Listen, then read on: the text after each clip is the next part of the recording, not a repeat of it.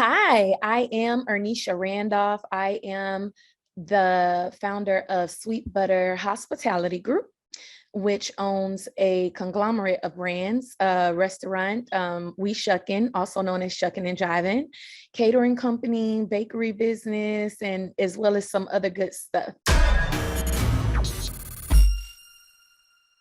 Hey, it's Kellen, and today on Diversified Game, this episode was inspired by my 200 pounds of pure muscle appetite to eat. And when eating, I love to check out that soul food, the Black-owned restaurants.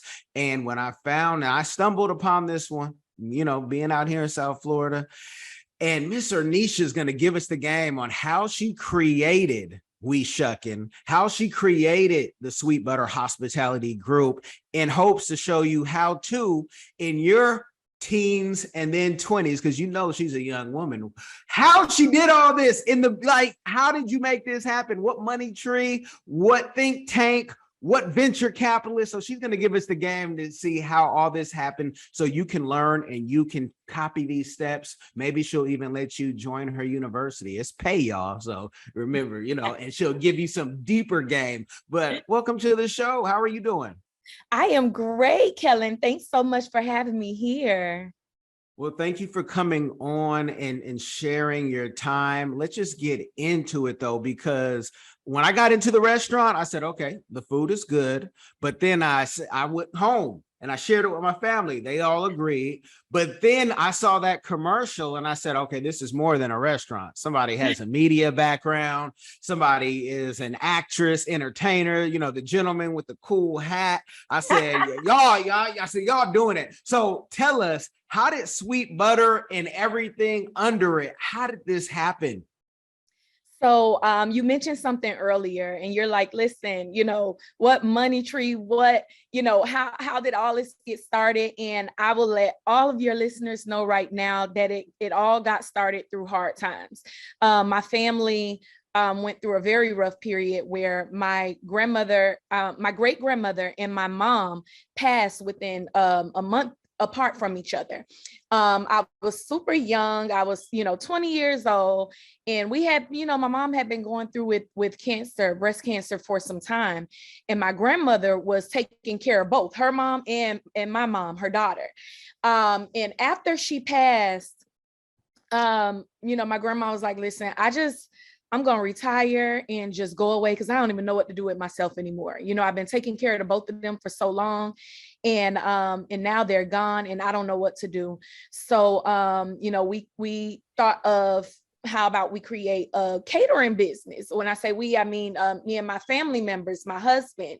And we're like, why don't we create a catering business? Grandma and the family has been cooking for free forever for church members, for the neighbors. She used to feed the neighbors when her children were younger. Growing up poor, you always got that mom in the neighborhood who's like, listen, let's put together all the scraps and make this thing happen. That was grandma. And I was in school at the time. I think I was in school for music business or something. And I changed my major to business. And I'm like, listen, let's just do this. And she agreed. She's like, I'll help as long as I can. And then after that, it's on you. But anyhow, it got her to stay in town. She didn't leave us. So that's how the catering business got started. Within the first 2 years, we got government contracts. We started the catering business with no money. It was literally like dinner sales. Like, how you got the people on Instagram now, like, hey, come and buy this plate from me. Well, back then we didn't have social media. So we printed flyers, that we made in Microsoft Word, passed it around to the church, the neighbors and everybody. And we did that for as long as we could until code enforcement came knocking at the door. And they were like, we heard you're selling food from the house and you can't do that. So that push, it was a horrible situation at the time because we're like, well, what are we going to do? Our little business. But that made us go and find a space with someone else. We rented someone else's kitchen until we can afford our own.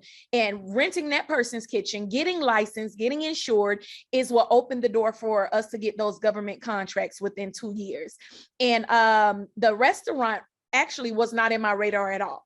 People are always shocked when they hear me say that, but I did not want a restaurant at all. I was fine doing catering. You know, we turn on the lights whenever we have a customer, we turn on the gas. I don't have to worry about employees being there all day and hoping who's going to come in the door.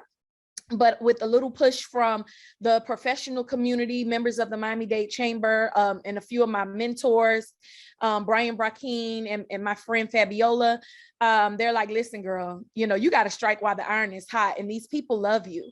So I'm like, okay, we can do it, but it needs to be in the form of a pop-up dinner show. So we got with, at that time, he was a commissioner with the city of Miami, Keon Hardeman, and he opened the door for us to host pop-up dinner shows, and that's where Sweet Butter was birthed. And that was a partnership between me and my husband, who, like you just mentioned, is the one with the media background. He actually graduated from Full Sail. Okay. Is he's not also the one with the fly hat, is he, in the commercial? Yes. Okay. I kind of knew that, but I just wanted to make sure. Yes. So, like Elon Musk, government contracts took your business to another level, because people always say, oh, Elon Musk, richest man, but you see the billions the government he's gone after. I don't want to say gave, because anyone who's done RFPs, RFQs, source of SOPs knows they don't give you anything. You got to put your name in the hat. They shake it up, and you pray, and God blesses. Talk about that process. Not that I want you to give like money, tell people how much money you got, because they'll be asking for you today, right? Before it even comes out, they'll ask you for the money. But can you talk about how that sprouted your business and what the timetable was? Because so many people do government contracts and they give up in the first 6 months or year, and man, you got to get an education for a minute before it wins a big win. So with our first government contract, this one, it was unlike many others, right? So usually, people get a contract and the government gives them, an initial check, and they get started, and then this contract actually did not consist of the government paying us at all. To get in, there was something called a bid bond. That's usually, what construction companies have to do. They give a bond to the city, kind of like a guarantee. Well, we had to pay a bid bond. And as I said, me and grandma, we didn't start with any money. So I had to borrow the money from my husband to even get started with this government contract to be able to, to compete. And this contract was for the management of concession stands citywide. So every concession stand in the entire city, we would manage. So here again, I'm put in a position where I had to hustle. Nothing, you mentioned earlier about, even with government contracts, nothing is given. You work really hard for it. But with this particular contract, I had to work super hard in order to, make whatever money. But it ended up being a really nice contract that opened doors for other entrepreneurs. At that time, I didn't even realize it, but I was able to assist other entrepreneurs with getting in the door of the city and local government. Wow. So no money, but exposure. Somebody listening right now says, that sounds like some ism right there. What you mean? You're going to give me exposure like those, if you remember, you might not be old enough to remember, but the Wilhelmina things, I'm going to take your picture and we're going to send you here and there. Right. And I'm not going to pay you for any of that, but it's going to be great exposure. And this person might see you and they're connected with Britney Spears. You know how all that goes. Yeah. That, I love it. And clarify something, because with all the stuff online and people hearing, Black love and just relationships, somebody might have heard and said, what you mean you had to borrow money from your husband? Yeah, he should have gave it to you for free. Not understanding that marriage is a business too. You better get it right. That's why you're single. That person who was hating right there. That's why you're single, because you don't understand. But talk about how, that works so people can learn how to conduct business. So so go ahead. You listen, you are on point today, okay? But it is so true. So when it comes down to business, it doesn't matter, even if the money came from myself, that money is definitely borrowed money. You go into business to make money.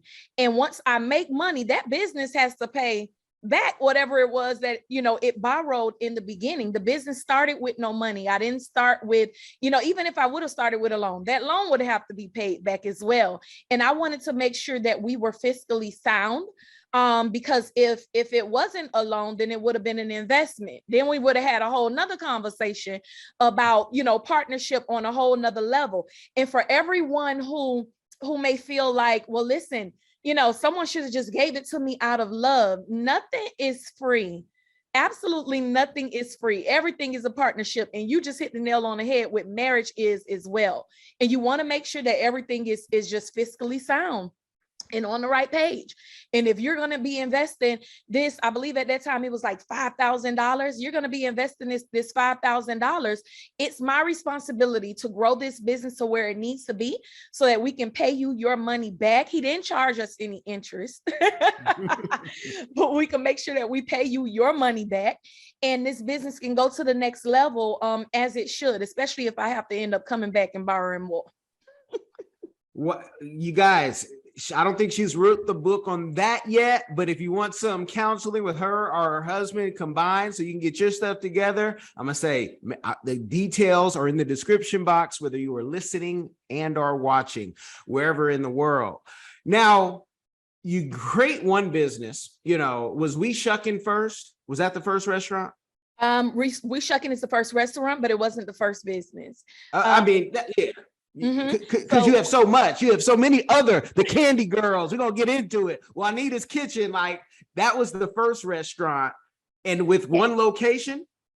We started with one location. So the restaurant was birthed from those pop-up dinner shows that I was talking about. I got with my husband and we created a whole experience, right? So I'm like, listen, let's do this. I want a show.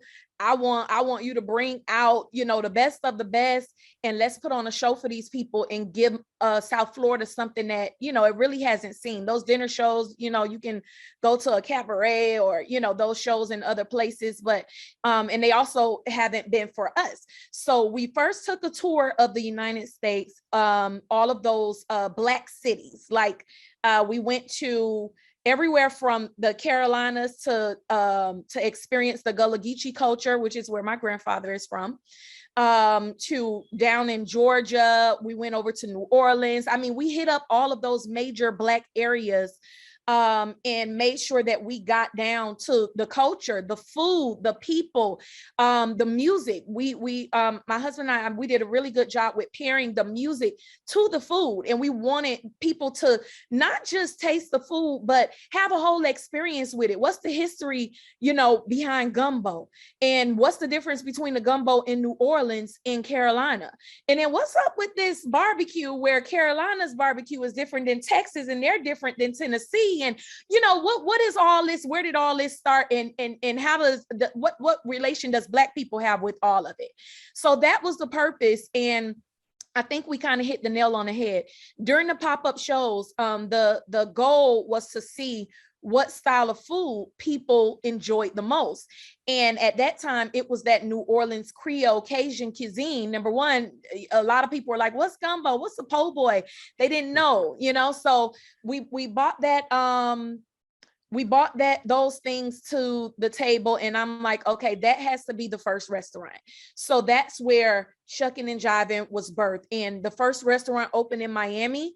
And I believe it was 2 years later, 18, 19, 20. 3 years later, we opened up the second location. I'm sorry, 2.5 years later, we opened up the second location in Broward County in Pembroke Pines.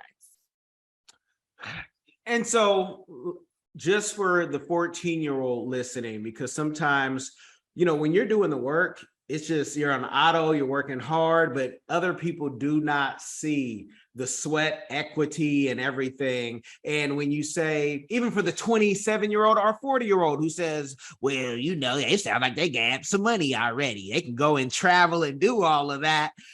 Maybe her husband, he was a multi-millionaire and that's why they could do that. But something tells me most entrepreneurs don't start with such a blessing. You have to really get it out the mud. So can you talk about, your guys coming together as a unit and what I want to say is being regular people, if that is the case. I don't want to put words in your mouth, because if he did have, if he was a blue blood from, but how does that work where when you're traveling, because that's the best teacher, and just putting that whole budget just to travel and do all these restaurants, like that was coming from the business, or was that coming from something else? So you asked the question about us being regular people, and I want to make it clear to everyone, we were as regular as it can get. I tell everyone, we started, the both of us grew up in, in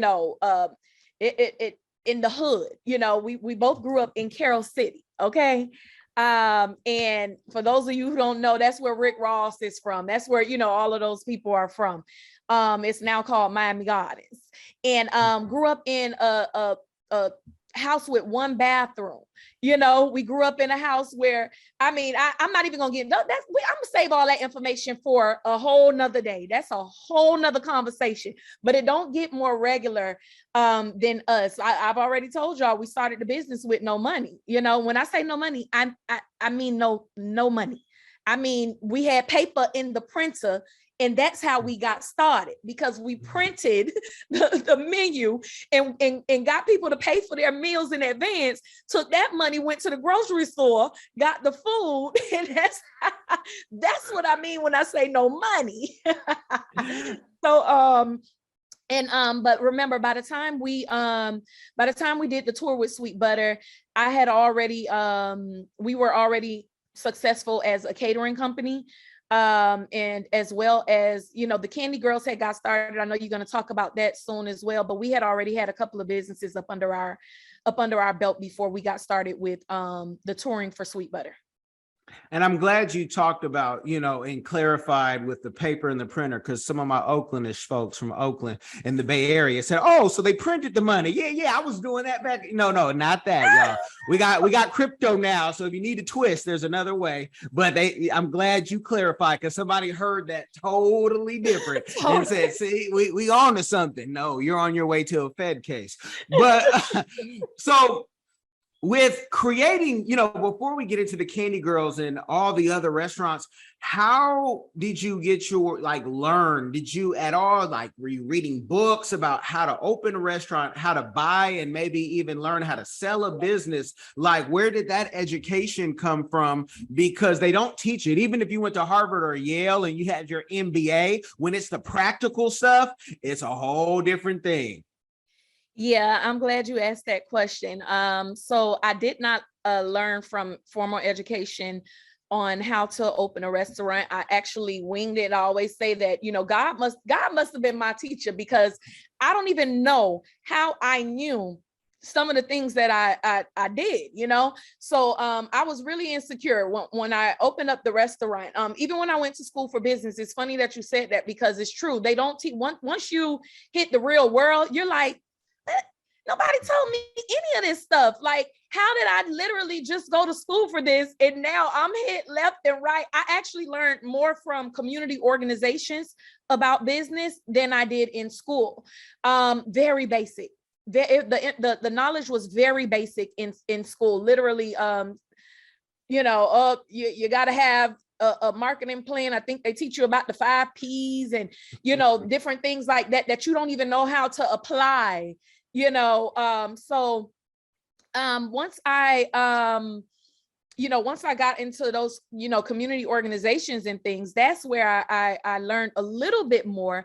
But majority of my knowledge on the restaurant was just diving in head first. So I started the restaurant, and I knew in my head, I'm like, listen, I'm definitely not getting into the restaurant business to be a mom and pop. Shout out to all my mom and pops out there, because I prefer eating at mom and pop restaurants. However, I did not want the workload of a mom and pop. I see how Auntie at my favorite home style restaurant has been working there since I was a little girl.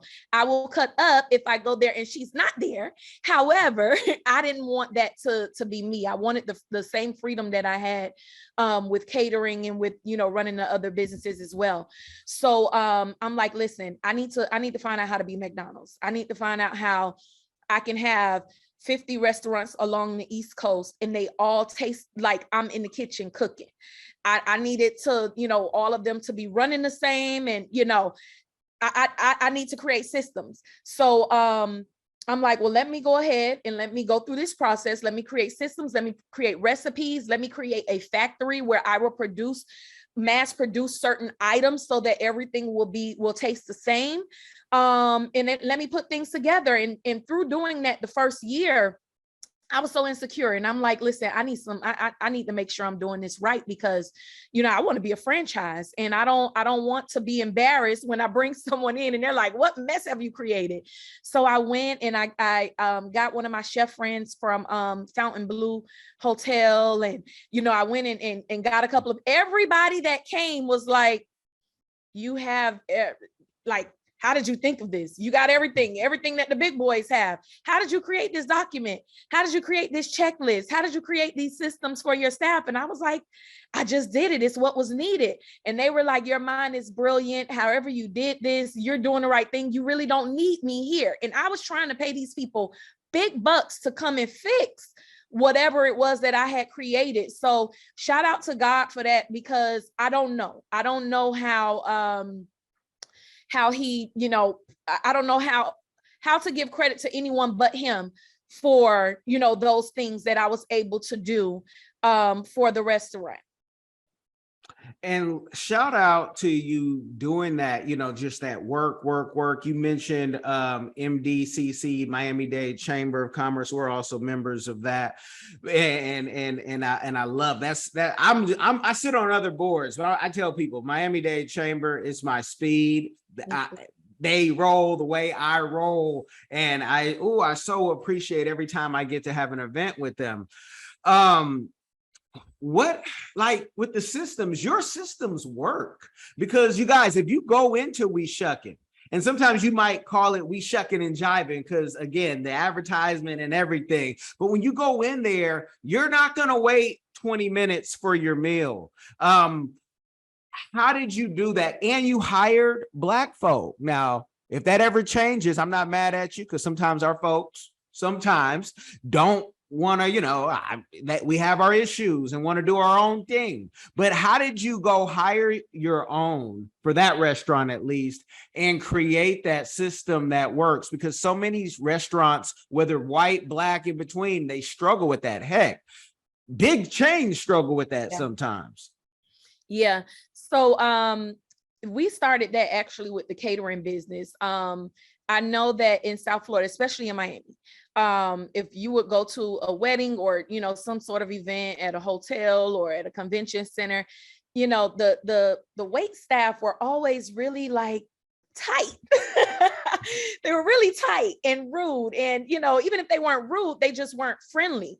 And I'm from a very, very Southern family. As I mentioned, my grandfather's from Carolina, my grandmother's from Georgia, and my other grandparents are from Georgia and Jacksonville, Florida, so I'm like, just be nice, be nice to people. So with the catering business, we had our staff, to put on these dresses and pearls and, and make sure we served everyone with a smile and give them Southern hospitality. So when I created the employee manual for the restaurant, I'm like, I'm going to carry that on over, but I'm going to take it a step further. The friendliness needs to be over the top, because every now and then you got a little worker that slacks a little bit. So if you slack, it need to at least meet some sort of an expectation. So over the top friendliness, over the top Southern hospitality, making people feel welcoming and warm, all of those things are a part of our training.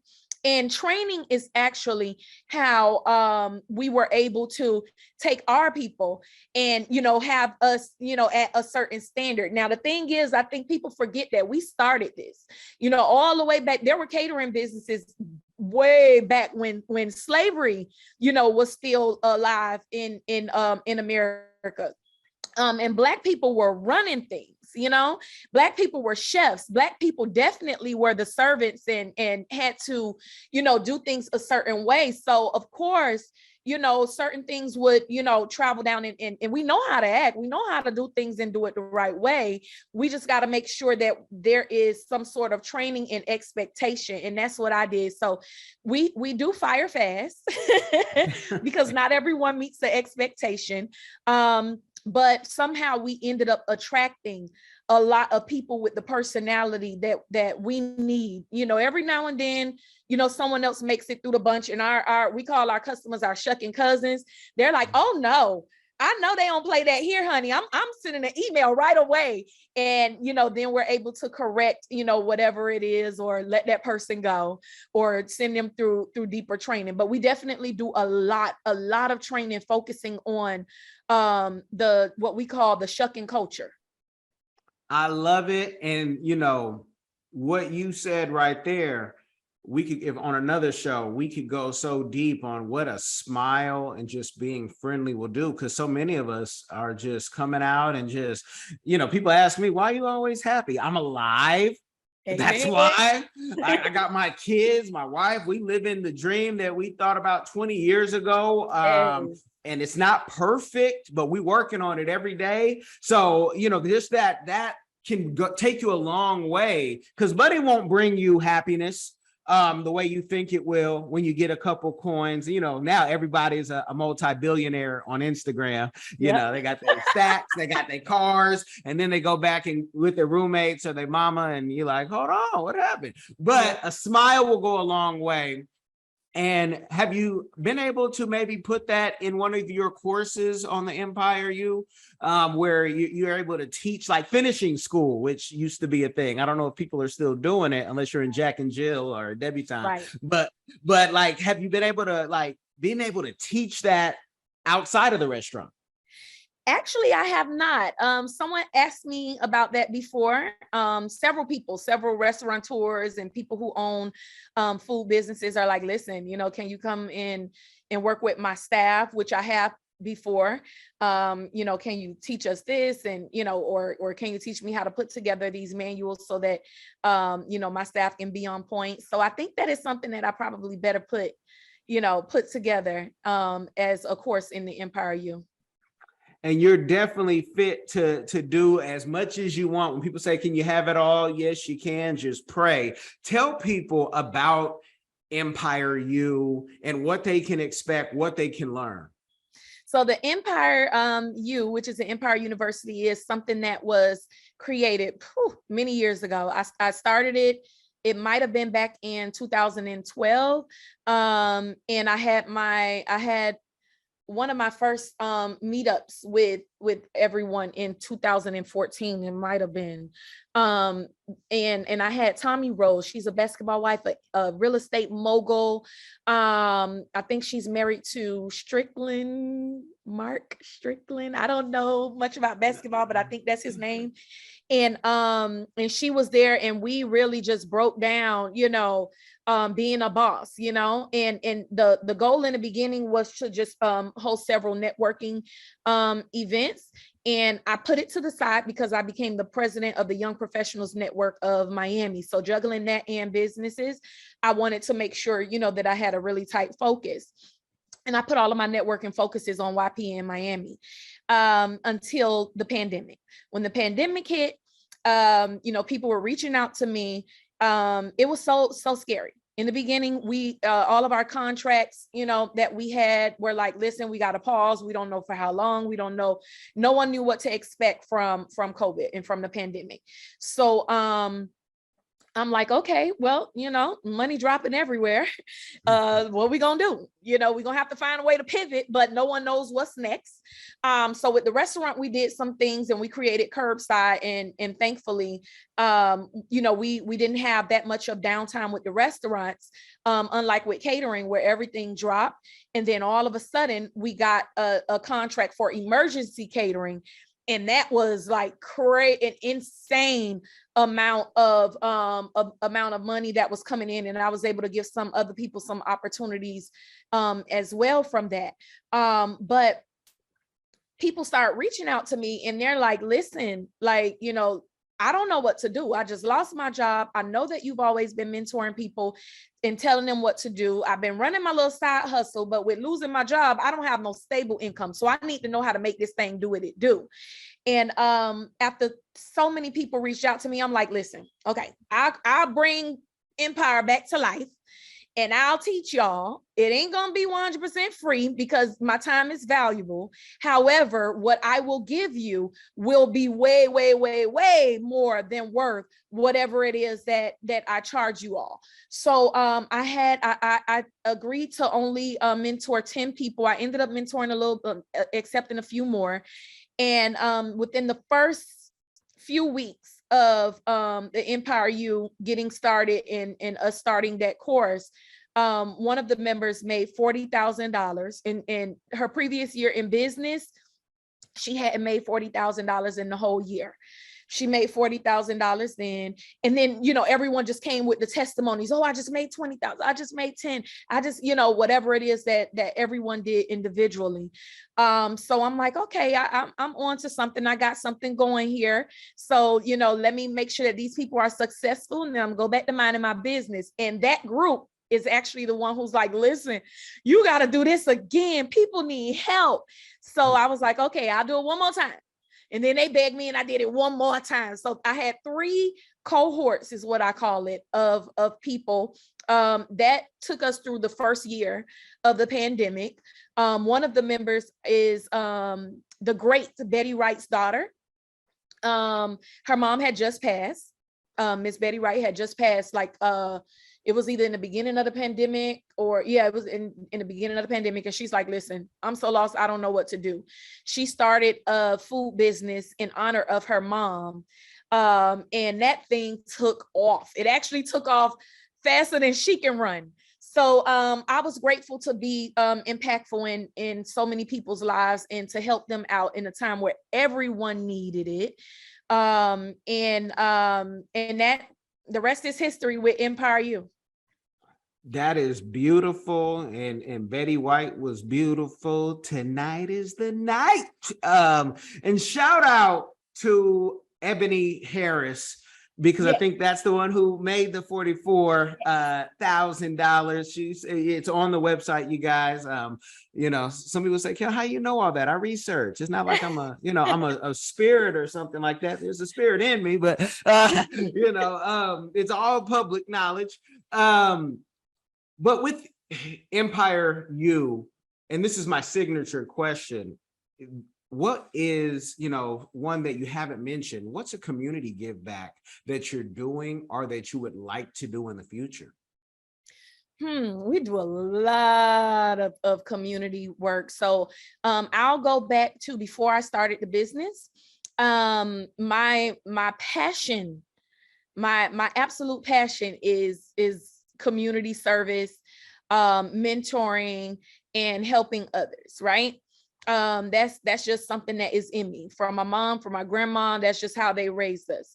And when I was about 19 years old, I started a nonprofit organization. It was 501c3 certified nonprofit organization for teen girls, mentoring them.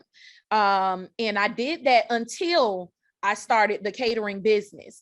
And we were able to help so many young ladies. I'm talking about in the foster system. I went to the foster system and like, listen, send me all your girls.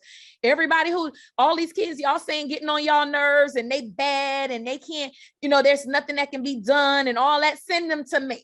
And I mean, the reviews were out of this world with the changes that we were able to make in the lives of these young people. It was called Young Ladies of Integrity. And the goal was self-esteem building, because I had a belief that, if young ladies had higher self-esteem, that they would make better decisions. And we proved that to be right. So I did that until we started the catering business. It is something that I still keep up with my mentees and I still mentor, even my staff. Yeah, I try my best. That's why I try to stay away from those restaurants, because when it's in you, and you just can't help it. They want to talk to you, and now here you go. I got to go calling parents, making sure I can talk to these people's kids. But that's something that we did. That's something that I continue to do. Every holiday season, the restaurant gives back, And there's so many other things that I would love to do with giving back in the future as well. And how, tell somebody who, has a lot going on with restaurants. We can watch the shows, and you might even know someone who owns one, and you say, I want to own one. But it seems like some people, like there's certain Chinese restaurants, the owners work every day in their restaurant. And I sometimes will tell people, create a different system. You're going to die inside this restaurant. The same thing with gas shop owners. How did you delegate? Did you get a manager for each restaurant, like the Candy Girls? We're going back to that. Or, the Juanita's Kitchen. Did you get a manager for each one, and then you just get to kind of, look over it all? Or what was your system on that? So the first part is to create the system. Once and this is something that I teach to my members in the Empire University. You have to go through a day in your life from top to bottom. The biggest problem with entrepreneurs is letting go. We don't know how to let go of tasks. We feel like we're the only one that can do it. I'm the only one that knows how to do this. Every time I give it to someone else, they screw it up. Well, that means that we have a problem in being detailed. We're not detailed enough in our explanation on how to do it. And we also aren't giving ourselves the opportunity to train people properly. So I tell them to go through a day in your life. If you start out by going to Dunkin' Donuts, picking up a box of donuts, you come to the restaurant, you open the door, you turn off the alarm, you check the voicemail for any customers who have been calling, overnight or since you all left, you count the cash register, you go to the back, you check and make sure all the machinery is working and the refrigerator isn't down. And then you whatever it is that you do step by step by step, you write it down, because guess what? That's your system. That's the beginning of your system right there. And everything you do thereafter, you have to document. Then when it's time, then you have to go through and do the work in separating, because in the beginning we do everything, but nobody else is going to do what we do. You have to separate it and realize this is the job of the manager. This is actually the job of the staff. And this is your job. And if you can't do that, then you call someone like, you call Empire University and you get some assistance with making sure that you can set up and create these systems the right way. How I did it the same way. And then I did find managers and people who would lead. I started with my family, with the Candy Girls. The Candy Girls was actually birthed when we were doing catering. People were calling for dessert catering as well. And anyone who cooks knows that food and desserts, while yes, you may be able to do it all, I can bake my butt off, I could cook my butt off, but you began crossing lines and really tying yourself up, because now people are calling you for wedding cakes, and that's a specialty. So at the time, my sister was still in high school.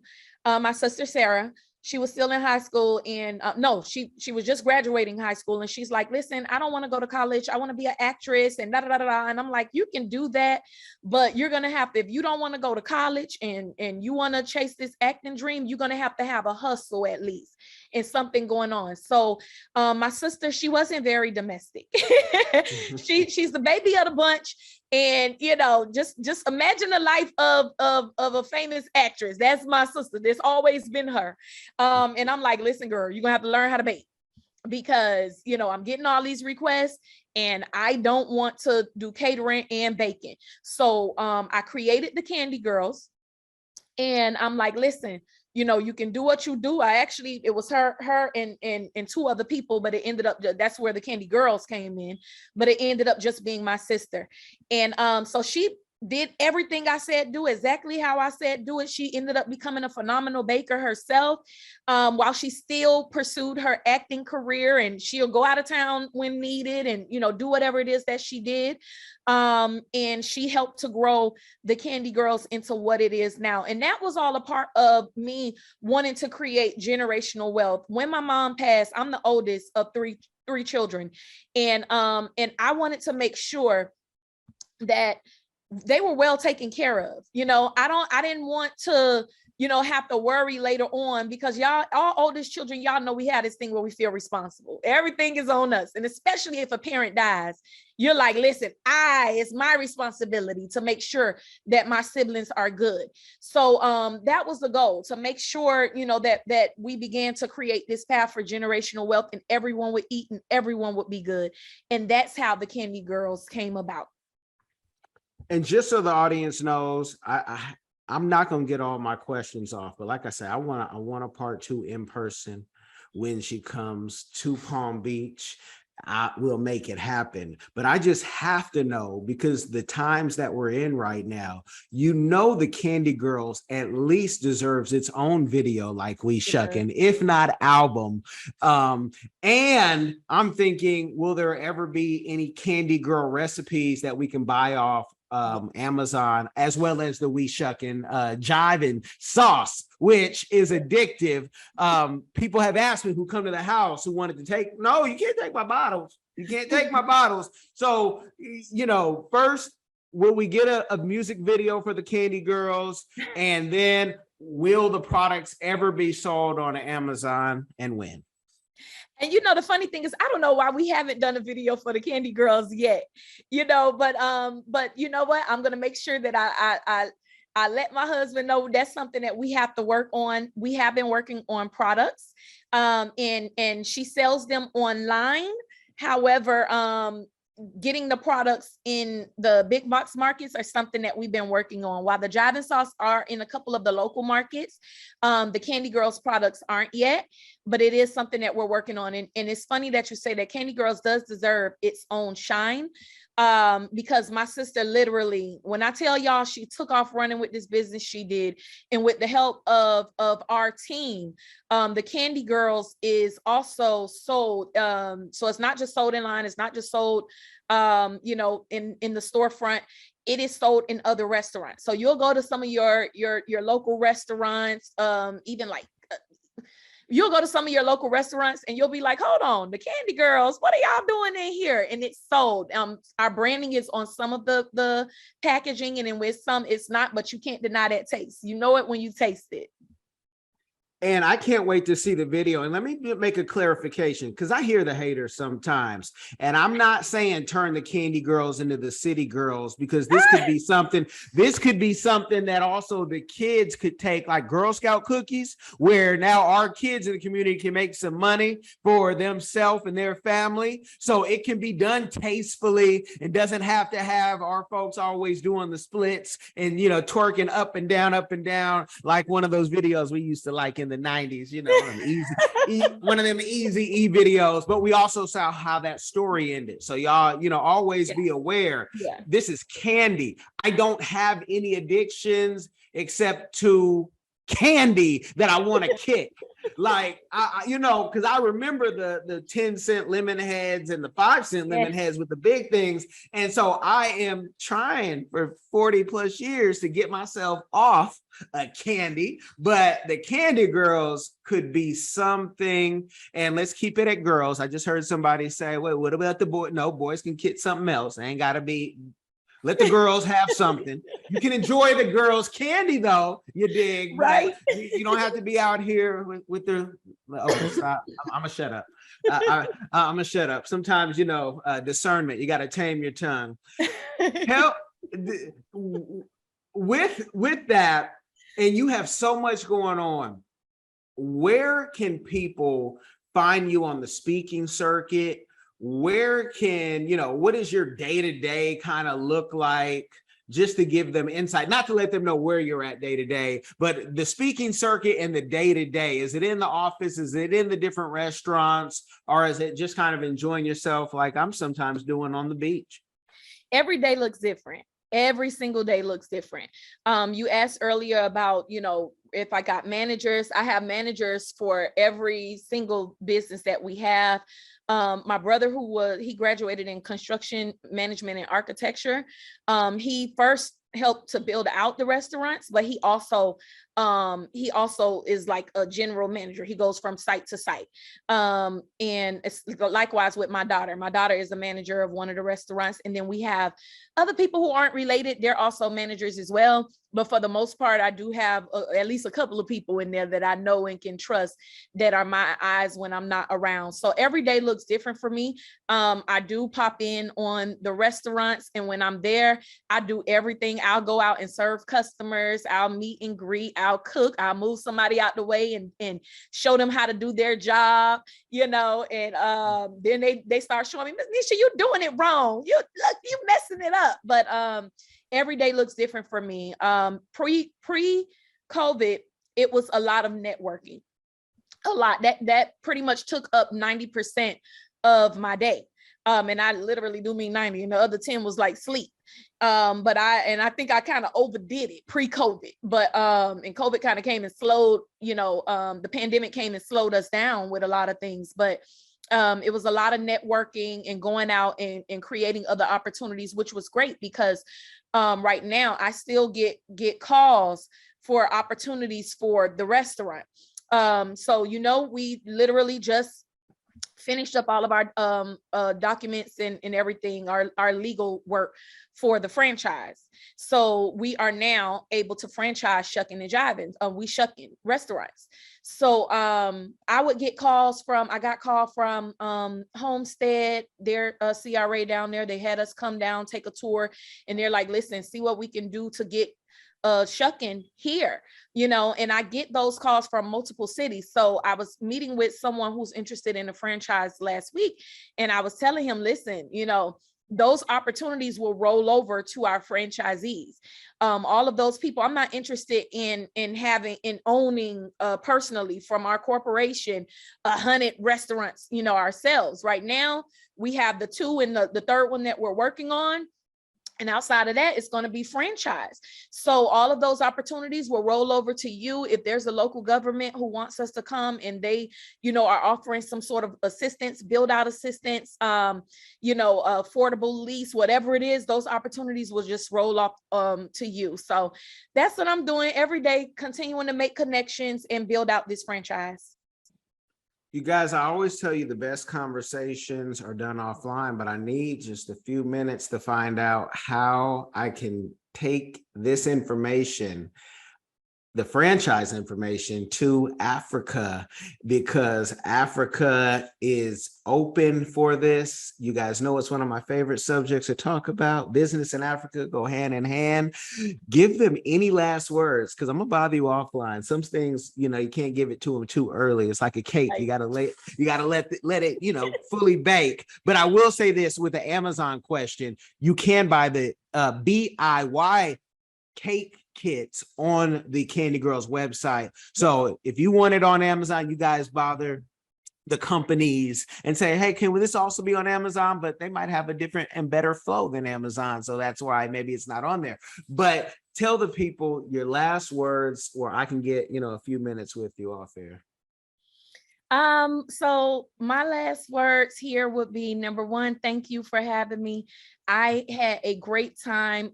In case you all didn't notice by now, I am 100% an open book.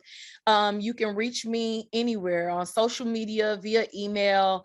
And if you would like me to speak at your event, I heard you ask about speaking earlier and I didn't answer you. I am a public speaker. So if you like me to speak at your event, speak to your teams, people with, corporations and employees, or anything, I'm always available, and you will find that information on the website, the Sweet Butter website, sweetbuttergroup.com. And if you, sometime you can also roll up on me in the restaurant, but for the most part, I would like for everyone to realize that the time is now to not only follow your dreams, because everyone has been pushing entrepreneurship in these things, but I need for everyone to realize that there's a deeper purpose for our lives, right? Everyone can't take the same path. Everyone won't have the same story. We're talking about generational wealth all the time. We're talking about being a boss and all of these things, but sometimes your story is different. And wouldn't it be horrible if you lived someone else's life and someone else's dream all this time when and God has something else for you that would lead to you being happy and successful in something else. So I encourage everyone to really just dig into who you are and what your purpose is, and you will end up finding success in that.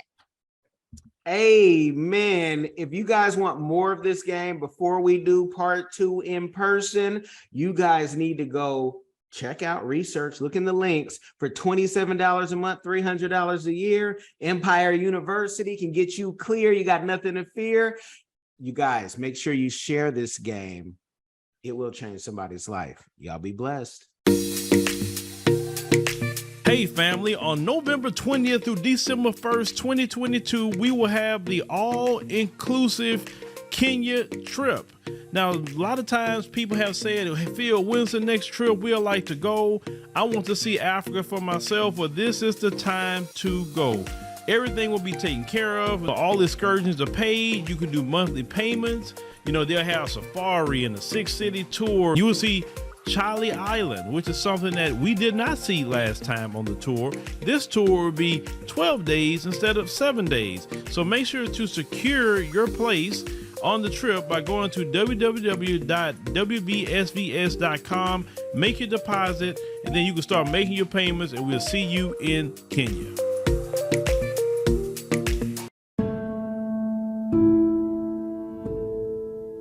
Are you tired of the violence, tired of the injustice, police brutality, rampant discrimination, lack of gun control in this failed bias socioeconomic experiment called America?